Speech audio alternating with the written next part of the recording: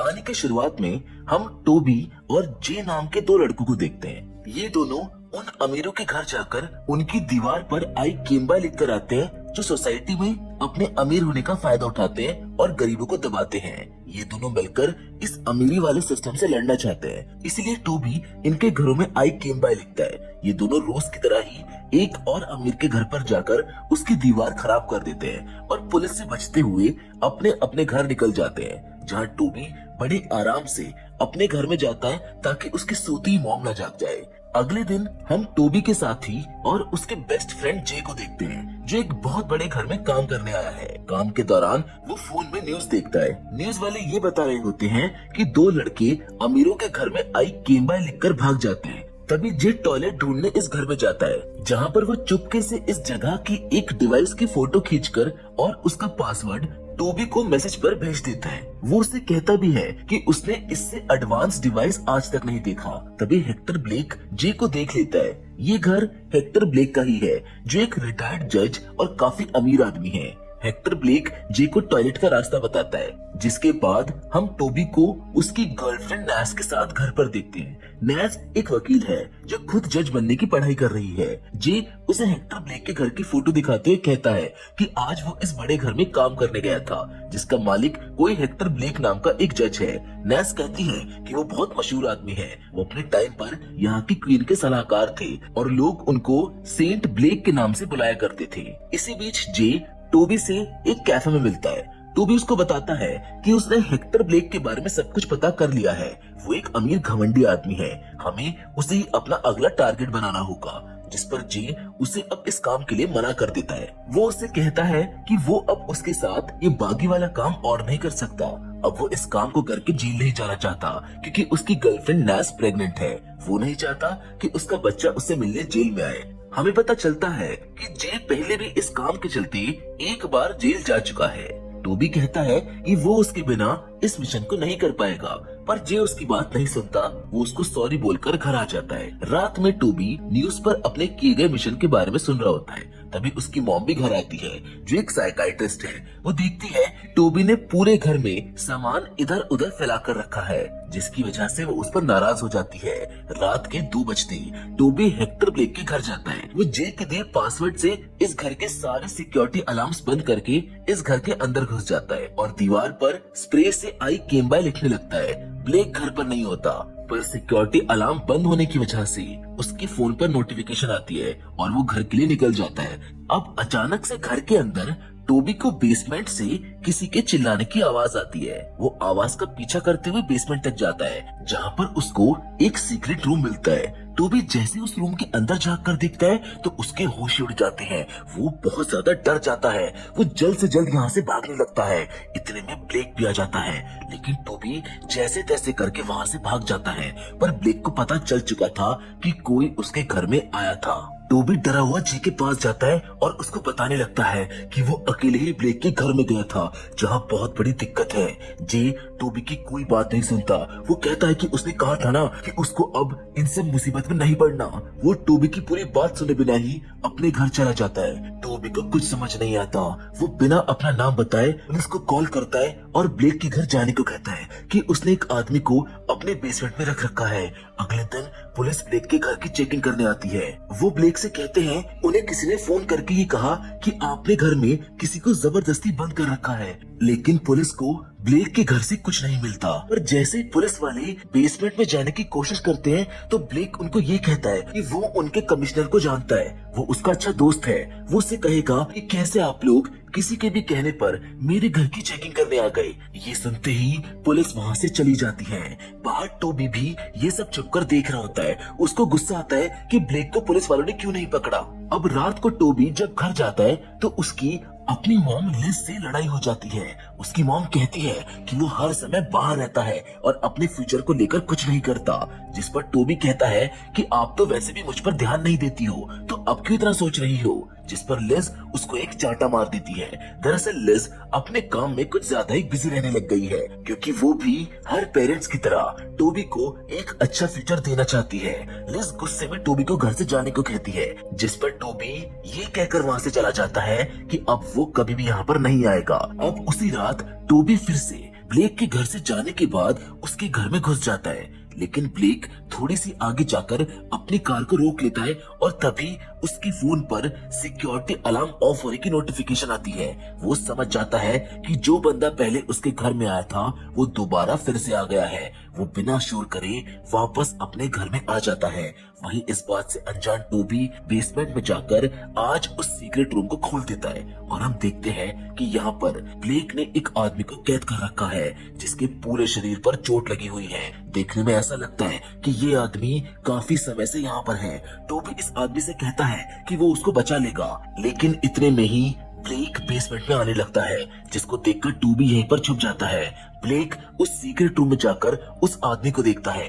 Tobey को लगता है कि वो पीछे से उसको मार सकता है, इसीलिए वो एक हथौड़ी लेकर उसके ऊपर हमला कर देता है। पर तभी ब्लेक उसके सर पर बैट से मारकर उसको नीचे गिरा देता है, क्योंकि ब्लेक को पता था कि टोबी यही है। वो टोबी को बैट से बार बार मारकर मार डालता है और उसको चलाकर उसकी राख को टॉयलेट में बहा देता है। इस बात को पूरे 3 दिन हो जाते हैं और अब टोबी की मॉम लिस को उसकी बहुत ज्यादा फिक्र होने लगती है। वो पुलिस में उसकी मिसिंग कंप्लेन भी करवाती है। जे भी लिज से मिलने आता है। लिज रोते हुए उसको गले लगा लेती है और कहती है कि टोबी कहीं नहीं मिल रहा। जे कहता है कि वो मजाक कर रहा होगा, चिंता मत करिए, वो आ जाएगा। डिटेक्टिव एला टोबी के केस को संभाल रही है। वो जे से पूछती है कि वो आखिरी बार उससे कब मिला था। जे झूठ बोल देता है कि वो उससे 1 महीने पहले मिला था। दरअसल जे नहीं चाहता कि पुलिस को ये पता चले कि वो और टोबी असल में क्या काम किया करते थे। अगर उनको ये पता चल गया कि वो ही आई केम बाय लिखने वाले लड़के थे तो पुलिस उन दोनों को ही पकड़ लेगी। और जे को अब टोबी की बहुत ज्यादा फिक्र होने लगती है, क्योंकि सिर्फ उसे ही पता है कि जब आखिरी बार टोबी उससे मिला था वो उससे पहले ब्लेक के यहाँ आई केम बाय लिखने मिशन पर गया था। जे उसी रात ब्लेक के घर पर जाता है और चुपचाप उसके लेटर बॉक्स से एक लेटर चुराकर टोबी के घर पर डाल देता है। टोबी की मॉम लिस को लगता है कि शायद टोबी घर आ गया। वो फौरन भागी भागी ऊपर आती है, लेकिन वो जे को देखकर रोने लगती है। जे बताता है कि वो यहाँ पर टोबी का सामान ढूंढने आया था ताकि हमको उससे कुछ पता चले। और जब ये दोनों सामान ढूंढने लगते हैं तो लिस को हेक्टर ब्लेक के घर का वो लेटर यहाँ पर मिलता है जो अभी जे चुरा कर लाया है। दरअसल वो नहीं चाहता कि किसी को भी ये पता चले कि वो और टोबी क्या काम करते थे, लेकिन उसे किसी न किसी तरीके से टोबी की मॉम लिस की मदद करनी थी। इसीलिए उसने इस लेटर से टोबी और हेक्टर ब्लेक के बीच एक कड़ी जोड़ दी। अगले सुबह लिज इस लेटर को लेकर डिटेक्टिव एला के पास जाती है। तब डिटेक्टिव टोबी के फोन की लास्ट लोकेशन चेक करती है तो वो भी ब्लेक के घर के पास ही होती है। इसीलिए अब डिटेक्टिव एला अपने कुछ ऑफिसर की टीम लेकर ब्लेक के घर की तलाशी लेने जाती है। हेक्टर उनको देखकर थोड़ा चौंक जाता है। वो कहता है कि आपको भी उन ऑफिसर्स की तरह गलतफहमी हुई होगी। डिटेक्टिव उसकी एक नहीं सुनती। वो सीधा उसके बेसमेंट में चेकिंग करने जाती है, जहां उसको वो सीक्रेट रूम में मिल जाता है। वो ब्लेक से उसको खोलने को कहती है, लेकिन अब की बार उस रूम में कुछ नहीं होता। ब्लेक कहता है कि वो जब परेशान होता है तब यहाँ पर आता है। तभी डिटेक्टिव की नजर इस रूम के दरवाजे पर जाती है। वो ब्लेक से कहती है कि इस दरवाजे में ये छेद सिर्फ बाहर से अंदर देखने के लिए है, ऐसा क्यों है? जिस पर ब्लेक डिटेक्टिव से बदतमीजी से कहता है कि तुम होशियार तो हो लेकिन मेरे खिलाफ कुछ नहीं ढूंढ पाओगी। और ये सुनते ही डिटेक्टिव उसको गिरफ्तार करके पुलिस स्टेशन ले जाती है। अब यहाँ का कमिश्नर ब्लेक का दोस्त होता है और उसके खिलाफ कोई सबूत ना होने के कारण उसको छोड़ दिया जाता है। डिटेक्टिव ये बात लिस को भी बता देती है, जिसे सुनकर उसको बहुत तेज गुस्सा आता है, क्योंकि उसे कहीं ना कहीं ये पता है कि टोबी को उसने ही कुछ किया है या फिर उसने उसे कहीं पर छुपा रखा है। घर जाकर लिस एक बार फिर से टोबी के रूम को चेक करने लगती है। अब की बार डेस्क के नीचे उसे एक पेन ड्राइव चिपकी हुई मिलती है जिस पर पासवर्ड लगा हुआ है। वहीं दूसरी ओर ब्लेक मसाज करवाने जाता है, जहां पर मसाज करने वाले लड़के का नाम उमिद है, जो एक पारसी और गे है। वो इलीगल तरीके से यहाँ रहने और काम करने आया है, क्योंकि उसके देश से उसको बाहर निकाल दिया। जिस पर ब्लेक उससे कहता है कि वो उसको यहाँ पर पीआर दिलाने में मदद कर सकता है। ब्लेक उमिद को रात में अपने घर लाता है। वहीं लिज ब्लेक के घर के बाहर कार से उस पर नजर रख रही है। वो देखती है कि ब्लेक किसी लड़के को अपने साथ घर के अंदर ले गया। अंदर उमित ब्लेक के डैड की बहुत बड़ी फोटो देखकर बोलता है कि शायद तुम अपने डैड से बहुत प्यार करते होंगे, तभी इतनी बड़ी फोटो लगाई है। जिस पर ब्लेक उमित को ड्रिंक पिलाते हुए बताता है कि असल में वो अपने डैड से नफरत करता है, इसीलिए ये फोटो लगाई है। वो बताता है कि एक बार उसके डैड एक पारसी लड़के को अपने घर ले आए थे, जिसके बाद उस पारसी लड़के ने मेरी माँ की जगह छीन ली और मेरी माँ को उस वजह से खुदकुशी करनी पड़ी और मुझे उस लड़के से इतनी ज्यादा नफरत हो गई कि मैं बता नहीं सकता।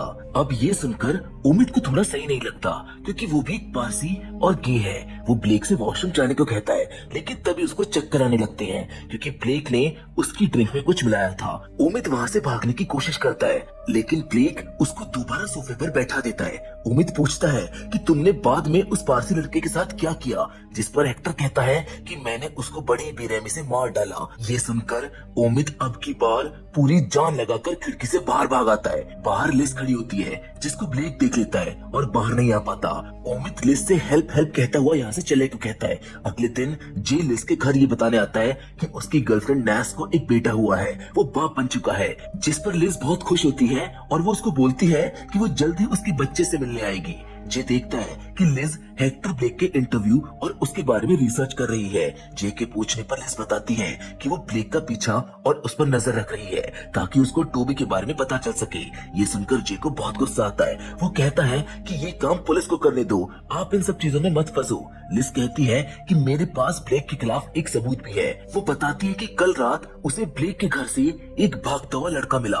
ब्लेक उसको मारने की कोशिश कर रहा था। मैं उसे मना रही हूँ कि वो उसके खिलाफ केस करे। उमित ब्लेक के खिलाफ इसलिए केस नहीं कर सकता क्योंकि वो यहाँ पर इलीगल तरीके से है। अगर वो केस करेगा तो ब्लेक से पहले पुलिस उसको पकड़ लेगी। वहीं ब्लेक खुद उमित से मिलने आता है। वो उमित से कहता है कि अगर तू मेरी कार में नहीं बैठा तो तुझे फौरन इस देश से बाहर निकलवा दूंगा। ब्लेक उमित को बेसमेंट में बंद कर देता है, जबकि ब्लेक को उमित के फोन से लिस के बारे में भी पता चल जाता है कि वो इसे उसके खिलाफ कोर्ट में गवाही दिलवाना चाहती है। ब्लेक लिस के बारे में जानकारी निकालता है तो उसको पता चलता है कि वो उस लड़के टोबी की माँ है जिसको उसने मारा है। वो देखता है कि लिस रोज उसके घर के बाहर खड़ी रहती है ताकि उस पर नजर रख सके। इसलिए ब्लेक जानबूझकर लिस के सामने अपने घर की चाबी गेट के पास रखकर चला जाता है ताकि वो उसके घर में जाए। और लिज इस बात से बिल्कुल अनजान है कि ब्लेक को उसके बारे में सब पता चल चुका है।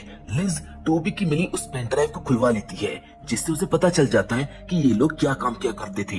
इसीलिए अब वो उसी रात जे के बच्चे से मिलने उसके घर जाती है। नैस उसको देखकर खुश होती है। इतने में ही लिज अपना लैपटॉप खोलकर जे को दिखाती है। वो उसको फौरन बंद कर देता है क्योंकि उसमें उनके मिशन आई केम बाय के फोटोज होते हैं और उसने ये बात अपनी गर्लफ्रेंड नैस से भी छुपाई थी। ये दोनों प्राइवेट बात करने के लिए बाहर आते हैं। जे कहता है कि मैं पहले टोबी के साथ ये काम करता था लेकिन अब नहीं करता हूँ। अगर तुमने ये फोटोज पुलिस को दिए तो वो मुझको पकड़ लेगी। जिस पर लिस कहती है कि उसको पता है कि ब्लेक अपने घर की चाबी कहाँ रखता है, उसको बस उसके साथ ब्लेक के घर में जाना है क्योंकि वो इस काम में एक्सपर्ट है। जे कहता है कि वो ये नहीं कर सकता, उसका अब एक परिवार है और वो उन्हें छोड़कर जेल नहीं जाना चाहता। लिस गुस्से में जे को कार से बाहर निकाल देती है और अगले दिन ब्लेक के जाते चुपके से उसके घर में घुस जाती है, लेकिन ब्लेक ने सिर्फ जाने का नाटक किया था। वो दोबारा घर में आ जाता है। लिज ब्लेक को देखकर काफी डर जाती है और वहाँ से भागने की कोशिश करती है, लेकिन ब्लेक उसको पकड़कर बेसमेंट में बंद कर देता है और उमित की लाश को उसके सामने लाता है। लिज पूछती है कि तुमने मेरे बेटे टोबी के साथ क्या किया, बताओ मुझको वो कहाँ है। जिस पर ब्लेक कहता है कि उसने उसके बेटे की राख को टॉयलेट में बहा दिया है। ये सुनकर लिस की आंखों से आंसू नहीं रुकते, जिसके बाद ब्लेक लिस को मारकर उसके भी छोटे छोटे टुकड़े करके उसको जला देता है। इस बात को 2 हफ्ते बीत जाते हैं। जी बार बार लिस को फोन करता है पर फोन नहीं लगता, जिसके बाद वो लिस के घर जाता है। वहाँ पर सारा खाना खराब हो चुका था, जिसका मतलब ये है कि लिस काफी दिनों से यहाँ पर नहीं आई। जे को यहाँ पर लिस का एक लेटर मिलता है जिसपे ये लिखा होता है कि वो ब्लेक के घर जा रही है। उस लेटर को पढ़ने के बाद जे फौरन ब्लेक के घर भागा भागा जाता है, पर उसके घर पर कोई नहीं होता। ब्लेक इस घर को छोड़कर जा चुका है। जे घर के बेसमेंट को भी चेक करता है, लेकिन वहाँ पर भी कोई नहीं होता। जे रोता रोता अपने घर जाता है और नैस से कहता है कि लिज अब नहीं रही, उसकी मौत मेरी वजह से हुई है। ये सुनकर नैस उसको संभालती है, लेकिन नैस अब कुछ टाइम के लिए जे के साथ नहीं रह सकती, क्योंकि वो जान चुकी है कि वो पहले क्या काम करता था और उसने इस बारे में उसको नहीं बताया। वो कहती है कि तुम्हें जो करना है तुम वो करो, लेकिन मैं तुम्हारे साथ नहीं रह सकती। जिसके कुछ दिन बाद हमें नैस दिखाई जाती है जो जे से मिलने आती है। अब ये दोनों साथ नहीं रह रहे। वो जे को बताती है कि एक्टर ब्लेक आज एक जगह पर स्पीच देने आ रहा है। नैस को भी वहाँ पर बुलाया गया है। दरअसल जे लिज की मौत के बाद से ही ब्लेक को ढूंढ रहा है। वो जाते हुए नैस से कहता है कि ये सब खत्म होने के बाद क्या वो उसे अपनी लाइफ में एक और मौका देगी, जिस पर नैस कहती है कि अगर तुम सही सलामत आए तो सोचूंगी। जे ब्लेक की स्पीच वाली जगह पर जाता है, जहाँ ब्लेक अपनी स्पीच देकर एक सुनसान जगह की ओर जाने लगता है। जे भी बिना शोर किए कार से उसका पीछा करता रहता है। अब हम देखते हैं कि जंगल के बीचों बीच ब्लेक का एक घर है। ब्लेक के सोते ही जे उसके घर में घुसता है और वो देखता है कि ब्लेक सो रहा है। वो एक बैट से उसको मारने की सोचता है, पर तभी ब्लेक की आंख खुल जाती है और वो जे को पिलो से धक्का देकर भाग जाता है। जे घर में उसको ढूंढने लगता है। तभी ब्लेक एक ब्लेड से ब्लेक के ऊपर हमला करता है, जिससे वो फर्स्ट फ्लोर से नीचे गिर जाता है। इसका फायदा उठाकर ब्लेक जे को जान से मारने की कोशिश करता है, पर जे हेक्टर को नीचे गिरा देता है और अपने गुस्से को उस पर निकालने लगता है। वो उसको पंच मारता हुआ पूछता है कि तुमने लिज और टोबी के साथ क्या किया। हेक्टर अधमरी हालत में हो जाता है, जिसके बाद जे इस घर के बेसमेंट के सीक्रेट डोर को ढूंढ लेता है। उसमें वही लड़का होता है जिसे टोबी बचाने आया था और मारा गया। अब हमको पता चलता है कि ये वही पारसी लड़का है जिसके लिए ब्लेक के डैड ने उसकी माँ और उसको छोड़ दिया था। इसलिए हेक्टर आज तक उसको यहाँ पर बंद करके टॉर्चर करता है। जे पुलिस को फोन करके यहाँ से चला जाता है। वो कार में जोर जोर से रोने लगता है, क्योंकि उसको पता चल चुका है कि लिज और टोबी अब सच में नहीं रहे। कुछ देर बाद डिटेक्टिव यहाँ पर आती है और वो हेक्टर ब्लेक को बंधा हुआ देखकर काफी खुश होती है। तभी उसकी नजर दीवार पर लिखे आई केम बाय पर जाती है, जिसका मतलब ये है कि शायद अब जे इस काम को दोबारा करेगा। पुलिस हेक्टर को पकड़कर अपने साथ ले जाती है और उस पारसी लड़के को भी अस्पताल पहुंचा दिया जाता है, जिसके साथ ये फिल्म यहीं पर खत्म हो जाती है। हम उम्मीद करते हैं कि आई केम बाय की कहानी आपको पसंद आई होगी। बाकी आप हमको ऐसी और भी थ्रिलर मूवीज कमेंट बॉक्स में सजेस्ट कर सकते हैं। मैं कोशिश करूंगा कि उनमें से बेस्ट मूवीज पर वीडियो बना सकूं। रही बात इस वीडियो की, तो आज की वीडियो में तो बस इतना ही, लेकिन हम फिर से जरूर मिलेंगे, और वो भी एक और नई इंटरेस्टिंग कहानी के साथ। लेकिन तब तक के लिए धन्यवाद।